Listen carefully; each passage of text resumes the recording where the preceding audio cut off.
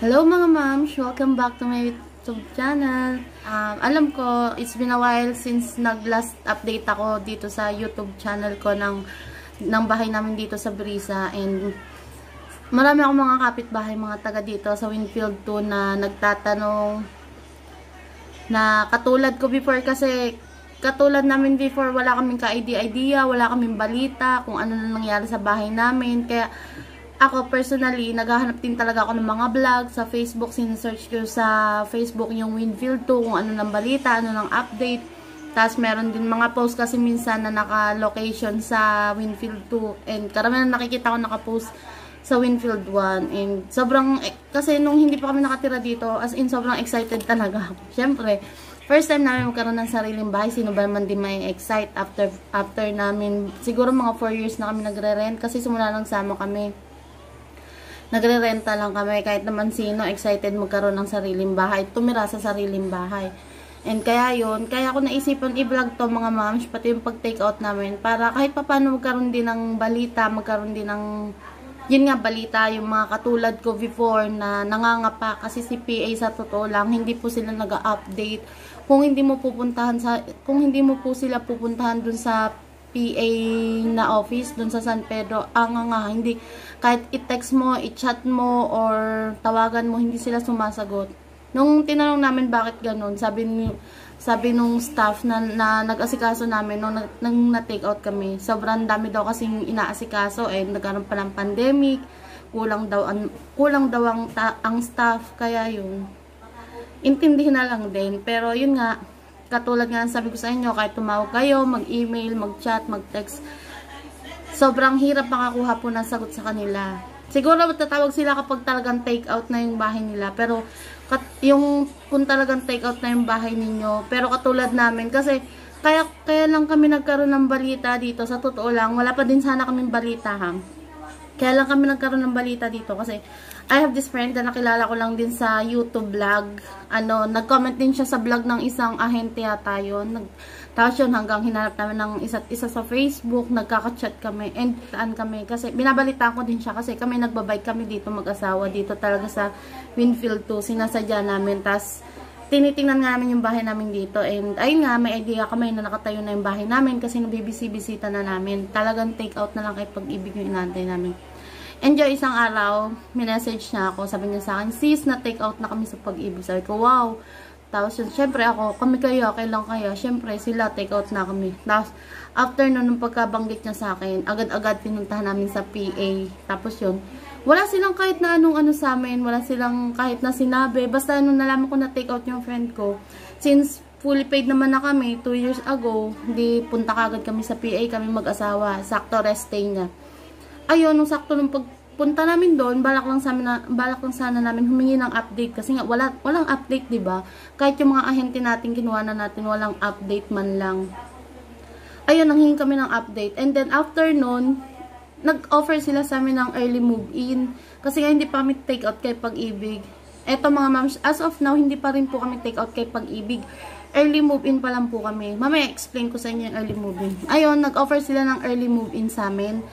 And nag-isip pala kami ng saglit, mga 10 minutes, kasi marami din nakapila dun kaya nakaka-pressure din. Ayun, inopera nila kami na sabi, pwede po kayo mag-early move-in dahil buo na din naman po yung bahay ninyo. Ayun, inoffer sa amin yung early move-in. Sa pag-early move-in mga moms, ang binayaran namin is MRI, fire insurance, and then yung move-in fee na 5,300.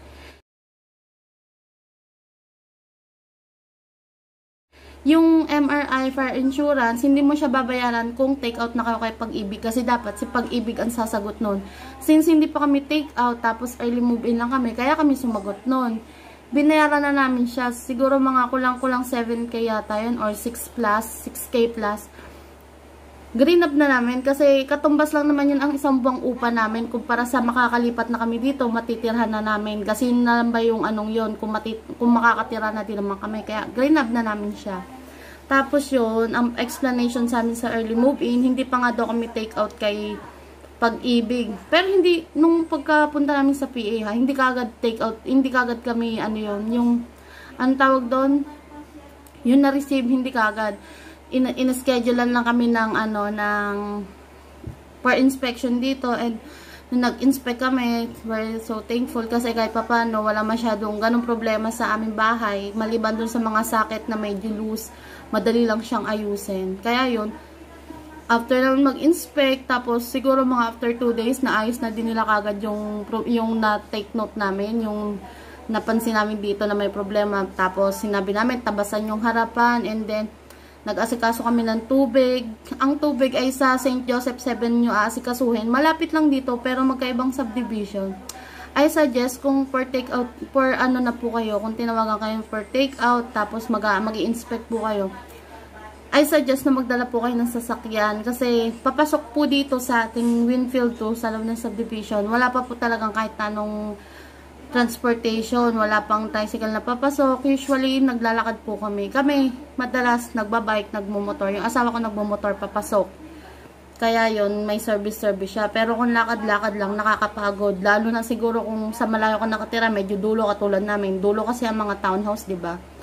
Ayun, kaya medyo mahirap. Sa likod kami ng clubhouse. Kaya I suggest na kung may sasakyan po kayo, magdala kayo. Kasi balik-balik kayo sa PMD office. Tapos sa PMD office, tapos pag nag-inspect kayo ng bahay, tapos babalik na naman kayo sa PMD office, tapos mag-aasikaso kayo ng kuryente. Yung, pag naman po kayo once naman nag-inspect kayo, i-guide naman po kayo sa PMD office kung ano po yung mga gagawin, kung saan aasikasuhin to. Pero yun nga, yung sa tubig, doon lang, dito lang din, malapit lang din, pero another subdivision siya, medyo malayo kung lalakarin. Sa St. Joseph Homes 7 nga ba yun? Hindi ako sure, basta sa PA din, papasok doon, medyo malayo siya. Kaya kailangang mas maigi, may dala kayong sasakyan. Or kung wala naman, siguro mas okay din mag-ano na lang kayo ng tricycle. Siguro mag-arkila kayo. Kasi lalo ngayon summer, sobrang nakakapagod nakakapagod maglakad. And kahit nga nakasasakyan ka, mainit. Tapos, yun nga, since kung summer kayo magdala kayong tubig, mag-hydrate. And ayun, ingat. Kasi dahil hanggang ngayon may COVID pa din. Ayan mga moms, sa early move-in po, as of now, hindi pa po kami take out kay Pag-ibig. Ang early move-in po, sa ngayon, in-house pa lang kami nagbabayad. Nagbabayad na din po kami ng monthly, 7-7 monthly. Ang sa amin ni PA sa early move-in, nagbigay po kami ng 6 na post-dated check na may nakasulat na amount to na 7-7 na automatic kasi every fifth of the month kami naghuhulog. Kami na binigay sa amin palugit. Hindi naman siya totally palugit. Kaya kayo ng 6 months na time frame, 6 months na time frame para mag-antay ng approval ni Pag-ibig. Sa ngayon po kami, nakaka 2 months pa lang po kami, and hanggang ngayon di pa rin po kami na-approve ni Pag-ibig. Tapos sa 6 months na yon, yung 6 na post-dated check, diba? Tapos, may amount yun na 7-7 every 5th of the month. Automatic yun. Automatic yun masisingil sa amin. Parang Pag-ibig din na may monthly ka. Pero sa ngayon, in-house pa lang kami. Ang kagandahan nito mga moms, ewan ko kung totoo. Kasi first time ko marinig tong early move-in. Wala din kaming idea. Kahit yung kaibigan ko nag-aahente, wala din silang idea na ganun. Sabi niya nga maganda kasi kung tutuusin, hindi mo na kailangan pa mag-antay kay Pag-ibig. Sabi sa amin ni PA, sa 6 months na yon, na post-dated check na ihuhulog namin. Halimbawa, nakatira na kami dito, diba? Early move-in. Tapos, naka 6 months kaming hulog. Tapos, after 6 months, na-approve na kami ni Pag-ibig. Yung 6 months na naihulog namin sa in-house, ang sabi po sa amin ni PA, i-refund daw po sa amin yun. And hopefully, sana totoo. Kasi kung totoo man, parang pumapatak na din na libre ang tira namin dito ngayon. Parang good, magandang hakbang yung ginawa namin. Kasi, diba, parang libre yung namin. Kasi ibabalik nila eh. Sana lang po talaga is totoo. Kasi kung halimbawa 7-7 times 6 months, magkano din papatak yun? Na siguro mga nasa 45k, mga ganun. Pero hindi laging 6 months Pero katulad namin, halimbawa, 'di ba, 2 months pa lang kami. Tapos 2 months pa lang kami dito, tapos biglang na-approve ni Pag-ibig. Ang ibibigay lang sa amin kung ilan yung nahulog naming months bago ma-approve. Ganun po yung yung sabi nila. Sana lang talaga mga moms, totoo yung sinasabi nilang may refund kasi napakalaking bagay po na mare-refund namin if ever. Kasi sa ngayon, madami kaming utang kasi nagpa-ayos kami ng extension sa likod.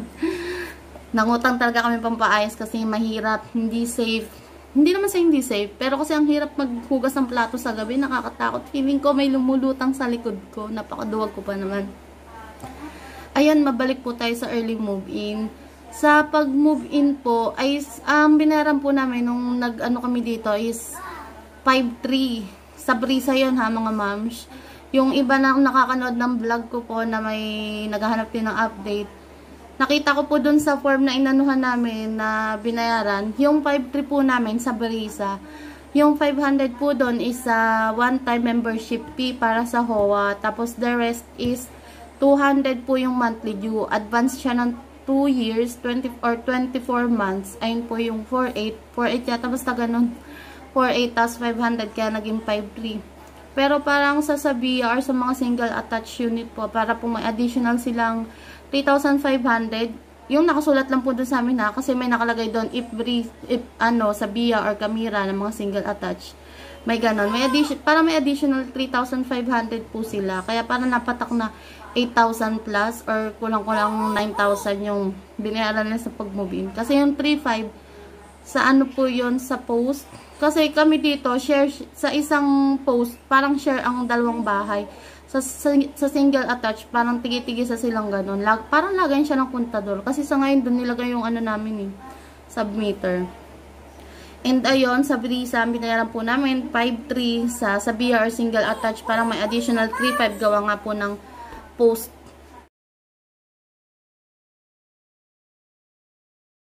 Tapos, parang sa tubig, sa tubig, wala naman yata kami. Hindi ko sure kasi asawa ko nag-asikaso nun. Kung magtatanong po kayo, magtanong na lang din po kayo sa PMD office. I-guide naman po nila kayo. Kapag po kayo magpapakabit ng tubig. Yung tubig at kuryente po namin bago po kami tumira, siguro mga 3 to 5 days po bago nakabitan. Mabilis naman siya. And ang sabi sa amin nung sa St. Joseph 7 na water, kapag ang nagiging problema daw nila madalas, checken daw kung may riser na yung yung harap ng bahay nyo. Kasi yun daw madalas na nagiging cause ng pagtagal ng pagkakabit nila. Kasi paano nga naman sila magkakabit ng metro kung wala pang riser? Yung riser, parang ganito siya kalaking bakal na nakalawit dun sa malapit siya sa may post, yung kapitan ng submeter. Check nyo na lang din kapag kayo nag-inspect para hindi na kayo pabalik-balik. Para sure na din kayo na masasabi nyo kapag tinanong kayo nung sa St. Joseph Waters. Kapag tinanong nila kung kasi tinanong kami kung may napansin kaming riser. Basta ganito siya kalaking bakal malapit siya sa may post. Tanong nyo na lang din dun sa sa kasama nyo yung riser kung meron na. Para mabilis din yung paglalagay ng tubig. Tapos ayun sa kuryente yata may binayaran yata kaming 1,000 din. Parang advance din siya. Ayun mga ma'am, sa ngayon, as of now, April 1, more than a month po kami dito. Hanggang ngayon wala pa din po kaming sub. Hanggang ngayon wala pa rin po kaming kontador, sariling kontador. Yun ang mahirap po dito, bukod sa transportasyon, yung mabibilhan ng ulam.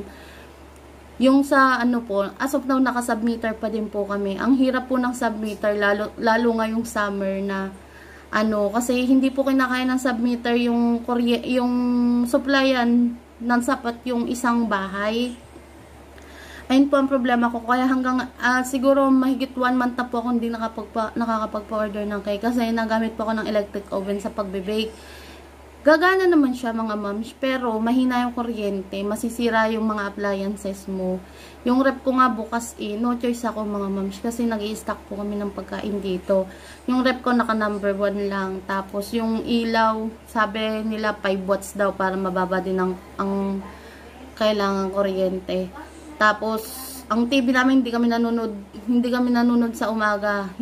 Kasi sa umaga maraming gumagawa. As of now, marami pa rin mga ginagawa dito Kaya siguro nagiging kaagaw pa din namin yun sa kuryente. Baka may nagwe-welding or kahit anong gumagamit ng kuryente.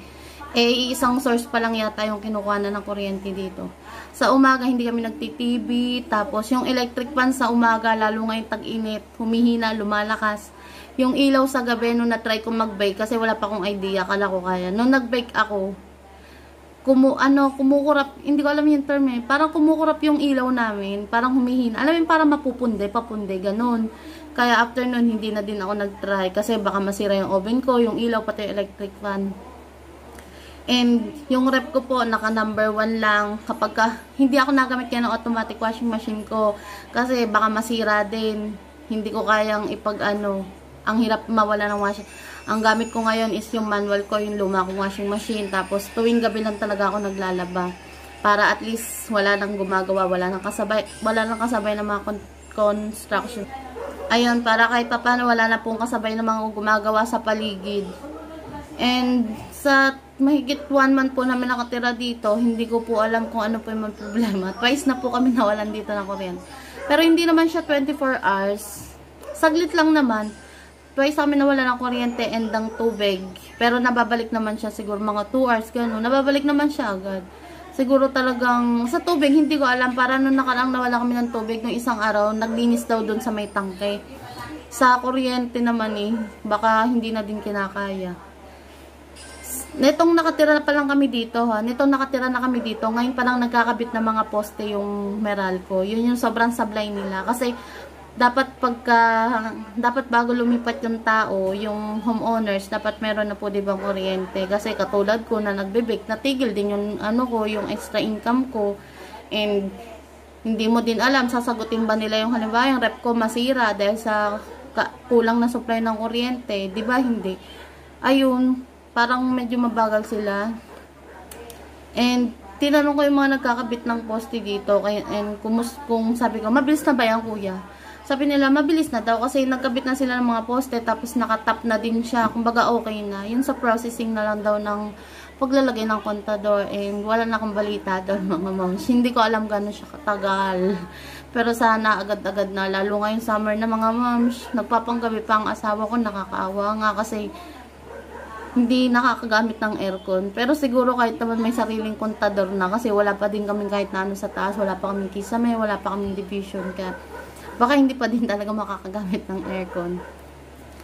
Ayun, ano pa ba mga karaniwang tanong sa akin sa vlog ko, charot, film vlogger.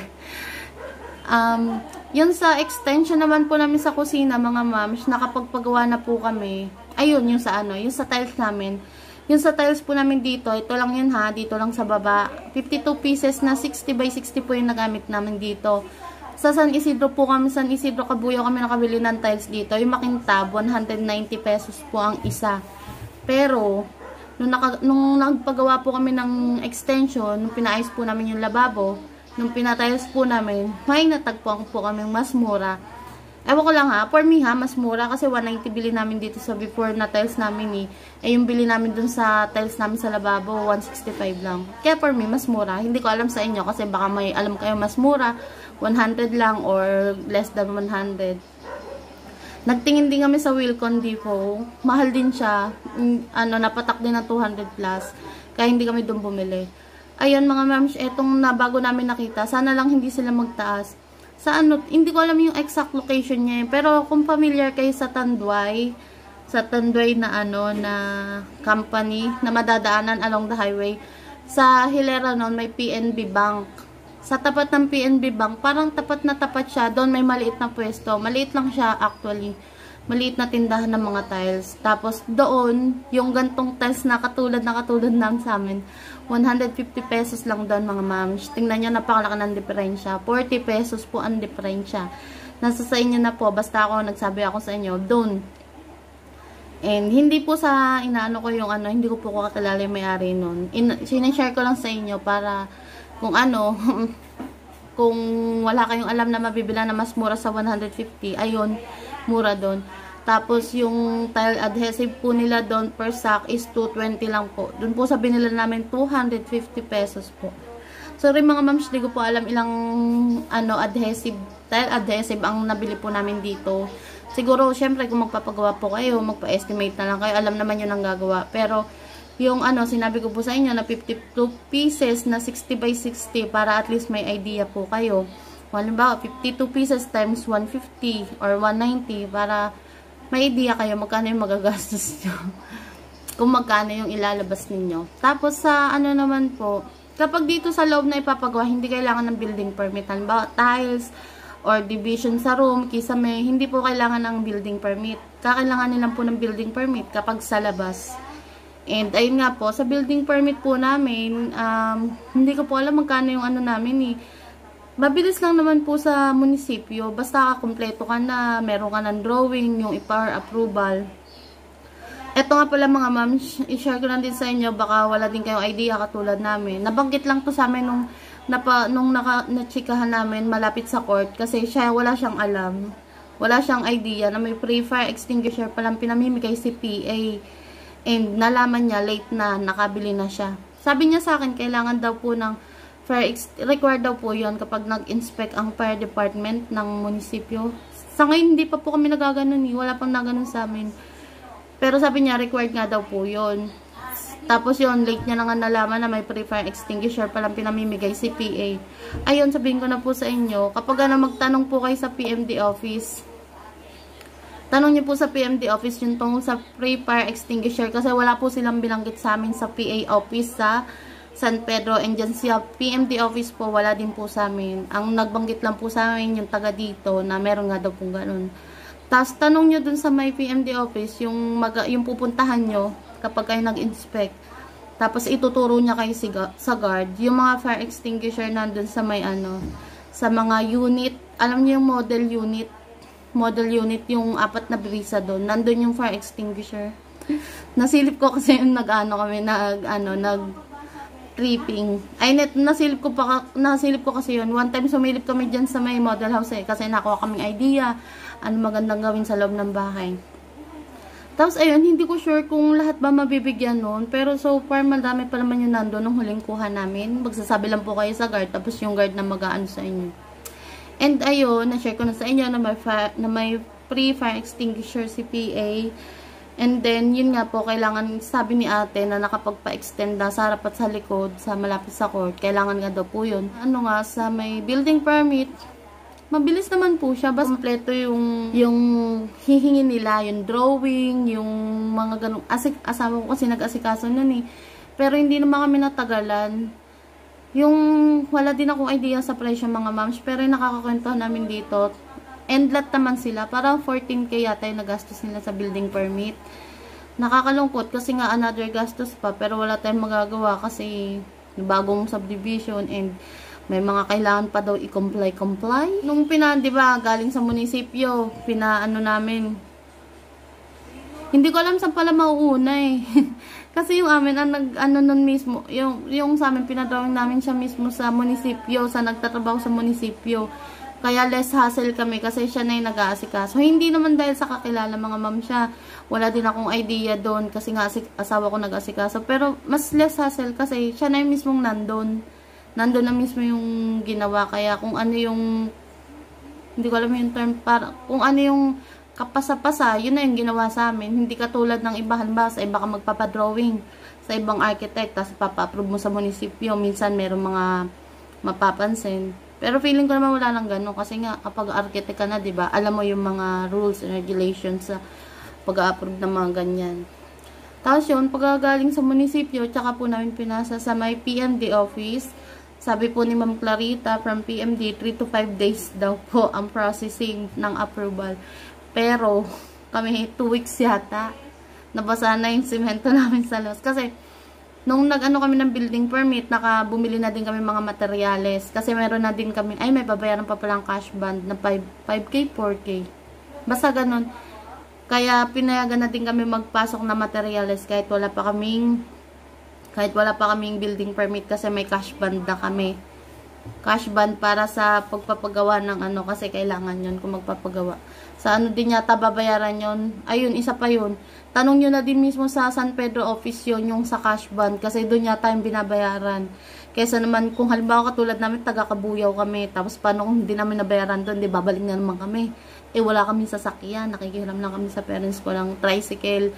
And alam niyo naman ang tricycle ngayon, pinagbabawalan sa highway. And ayun, sobrang hassle. Basta yung mga feeling nyo, kailangan nyo itanong doon sa office, sa San Pedro. Itanong nyo na lang, itanong para hindi pa balik-balik.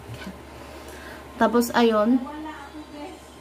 Tapos, ano pa nga ba? Ayun, 3 to 5 days 3 to 5 working days daw ang sabi nila. Pero sa amin inabot ng 2 weeks. Ayun, wala kasama masyadong alam dun sa building permit mga ma'ams. Ay, kasi asawa ko nag-asikaso nun. Tapos yun nga, share ko na din sa inyo. Siguro, dito nagpa-extend na kami sa kusina. Sa dulo nitong pagdudumaldal ko, papakita ko na lang sa inyo. Pagpasensya nyo na at makalat. At hindi pa kasi kami nagpapagawa kami, pero unti-unti lang. Kasi kapag may budget, go. Kapag wala pa, stop muna. Makalat pa yung bahay namin kasi hindi pa kami totally talaga nagliligpit. Kita nyo nga, ando pa yung automatic ko. Hindi ko pa nililipat dun sa may, sa may extension. Kasi nga, makalat pa. Ayaw pa namin masyado kasi wala pang tiles yung sa namin, sa may kusina. Gusto namin ipa-tiles yun. Kaya lang, wala pang budget. Kaya, muna, antay-antay muna tayo ng 13th month. Charot! Ayun. After this, pagdudumaldal ko, ipapakita ko sa inyo yung video ko, mga moms. And, ayun, siguro mga nasa 30 to 40k na nagagastos namin. Tapos, po kami noon, iisa nang gumagawa sa amin. Papa ko kasi karpintero. Huwag nyo na pong anuhin yung papa ko, mga moms. Kasi ang papa ko po is design na sa pagkakarpintero. Gumagawa lang po siya dito sa amin para po kami makatipid. Kasi alam naman nila na talagang short kami. Kasi, binibigyan naman namin si papa ko. 700 ang araw niya. Pero ang binibigay ko lang sa kanya, 2.5 weekly. Parang tulong na din sa amin. And yung bayad ko naman sa kanya, parang ko na din sa kanya. Kasi hindi naman libre ang pagod, diba? And may mga nagtatanong nga sa akin ang papa ko po kasi resign na. Tsaka medyo may edad na at may nararamdaman na. Tapos mahirap din po makisalamuha sa ibang tao. Lalo pa nga po may COVID. Kaya pasensya na po sa mga magtatanong sa akin. Marami naman pong mga construction worker pa po dyan makikita kayo. At least yun, may idea po kayo. Yung 30 to 40k po, wala pa kaming na. Iisa ang namin, yung 2.5 weekly lang binabayad namin kay papa. Ang labor niya, natulong-tulong ang asawa ko kapag nagpapanggabi. Kaya kahit tulong-tulong kami. Sa totoo lang, ako din natulong. Ako nagpintura kaming mag-asawa nagpintura nung kusina namin. Tapos dito sa buong bahay, pinapinturahan na kasi namin yan. Kung makikita nyo, parang light beige siya. Hindi ko alam yung kulay niyan. Basta parang, nude or, ewan. Yun na. Ayun. Tulong-tulong. Kami nagpintura dito ng papa ko sa kusina. Yung kami ng asawa ko, rest day niya. Tapos mama ko. Tulong-tulong kami. Kahit yung pagbibistay ng buhangin, kami din. Para kahit paano makatipid and makatulong din po kay papa. Kaya naman namin. And pa nga ba? Ayun, running 30 to 40k na po. So far naman okay na yun, maliban sa tiles. Kasi wala na kaming budget pang tiles. Sa lababo nga pala ang nagamit po namin. Ay hindi, kasi pinabago namin yung lababo, mga mamshing. Ewan ko, alam ko bawal yun Sa mga nagtatanong po kung pinatibag yung bintana, alam ko bawal pa po yun. Pwede mo daw galawin yung bahay, lalo sa labas, kapag at least 70% ka na nakakabayad. Kami wala pa kami percent. 2 months pa lang kami nakakabayad kaya hindi pa kami pwede. And ayun nga, ipapakita ko lang sa inyo after nitong pagdudumaldal ko. Ano pa ba? Sa 1 month naman namin dito, so far so good naman po siya mga moms. May mga security na nagro-robing. Hindi ko alam tuwing kada anong oras. Pero may nagro-robing po. Tapos may mga gamit naman kami sa labas. Hindi naman po nawawalan kahit na medyo malapit kami dito sa lakeside. Tapos open pa din po sa part na to. Ang problema lang dito is yung wala pang street light. Sobrang dilim pa po. Kung maglalakad-lakad ka sa gabi, ang dilim niya. Magdala kang flashlight. And, ayun. Kung may mga question pa po kayo, mag-comment down na lang po kayo. And meron pong isang sis na nag-comment sa sa vlog ko. Tinatanong niya yung update sa kanila. Block 77 yata siya. Yung block 77 po dito is po namin, malapit po sa amin. As of the moment, April 1 ngayon, April 1, April 2, pinapatag pa lang po yung lupa. Wala pa po kahit na anong bahay na nakatayo. Ayun po. Ano pa ba? Ayun, may nagtatanong din kasi sa akin tungkol sa grills sa bintana. Meron pong gumagawa dun sa St. Joseph 7. Doon kami nagpagawa. Hindi ko din siya Pero doon kasi kami nagpagawa kay kuya. 4-5 ang paggawa namin. Dito lang sa baba, 3. Sa harap, tapos yung sa kusina, tapos sa CR. Tapos yung CR nga po pala, kapag kasi naligo, kapag nasa loob ka ng CR, kita mo yung nasa labas. Kita mo yung nasa second floor nung katalikudan mo. I suggest po, akin ang ginawa ko nung una, nung wala pa kaming extension sa likod. bili po kayo ng wallpaper. Dinikitan ko lang ng wallpaper yung amin eh. Kasi para safe. Kahit naman ako matchabi, takot pa din naman ako masilipan. Hindi natin alam. Ayun, hindi naman sa sobrang tiwala kami dito kasi may guard na nagro-rowing. Pagpatak ng dilim, nagsasarado na kagad kami ng mga pintuan namin. Kasi nga, hanggang ngayon, wala pa kaming kapitbahay dito sa block namin. May mga nakatira na sa mga ibang block. Ewan ko, bukod tangi yata kaming wala pang may kapitbahay pala ako, pero nandun sila sa nasa dulong kanto. Sa pinakadulo. Tsaka, itong problema namin, kaya pinupush din namin mapagawa yung sarap namin. Tutok na tutok kami sa araw, mga ma'am. Sobrang init niya kapag tanghali, mga around 12 to 3 p.m. As in, sobrang init. Nakakaawa nga yung mga bumibili sa akin. Ay, may tindahan nga pala ako. Hi guys, it's me again, Ma'am She. I just want to show you yung kinalabasan po ng kusina namin. Bali, ito po yung extra 2 meters na lote na natira sa likod. Ito po yung sa may kusina. Actually, dito po yung lababo before. Pinalipat lang po namin para mas maluwag siya. And we're planning to have a modular cabinet sana. Pangarap. Kaya lang as of now, wala pa po kaming budget. Excuse the sinampay po. Sa harap kami nagsasampay. Kaya lang as of the moment, naguhukay po sa labas kasi gagawa na din po siya ng bako doon. Kaya nilipat ko dito kaysa malikabukan. Ito po mga moms, I just want to show yung lababo po namin. Ito po yung pinagawa ko, plain white na na tiles. Bale, ito pong tiles na to, 14 pieces po ang nagamit dito na 60 by 60. Yung lababo, hindi na po namin pinapalitan kung ano po yung kasama doon sa bahay, yun na po ginamit namin. Kasi sobrang tight na din po ng budget namin. Parang pinaka-importante lang po as of now is ma-close po tong sa lababo namin kasi mahirap. Lalo kapag naulan, minsan mainit, tsaka hindi din po siya safe kasi ang pintuan lang po dito ay ganito lang. And ayun, ang ginawa po namin sa bubong is ganyan.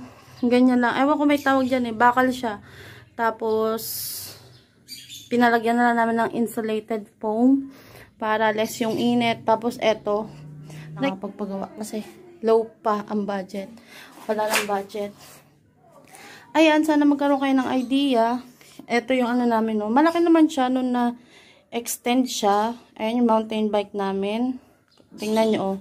Halos, hindi naman kalahati, pero hindi siya totally kalahati nung, pagpasensyahan nyo na po ang makalat kasi ito, katulad nito, welding yan ni Papa, mga gamit niya. Kasi nga, hanggang ngayon, hindi pa rin kami nakakapag-ayos kasi kada magkakapera, makakautang, utang sa mga kakilala.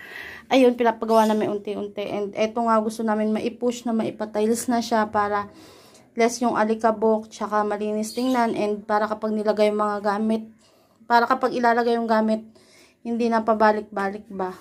Kaya hindi pa din namin nilalagay. Kasi nga, hindi pa din kami totally tapos maglinis. Ayan mga ma'am, share ko na din sa inyo. Yung tiles kasi, ang bili lang namin dito is 165 plain white na makintab siya. May sinasabi yung nagbebenta na double coating daw siya. Ayan oh.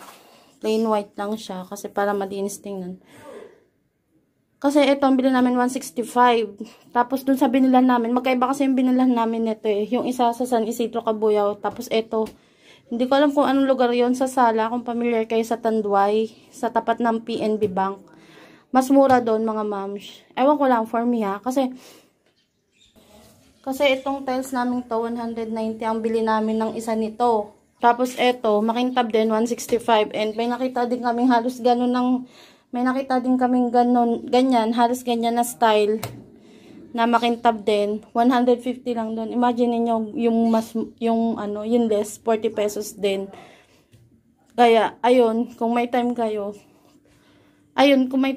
daan na lang din kayo doon. Total mas malapit yun dito. Ayun, na-share ko lang na mas mura doon sa binila namin ng tiles nitong sa lababo. Kasi nung bumili kami ng tiles para dito sa loob ng bahay, wala pa kaming idea sa presyuhan. And ito lang namin napagtanto na mas mura pala sa iba. Which is ito nga. Doon sa binila namin ito, 150 lang to. Samantalang doon sa binila namin ng tiles sa loob ng bahay is 190.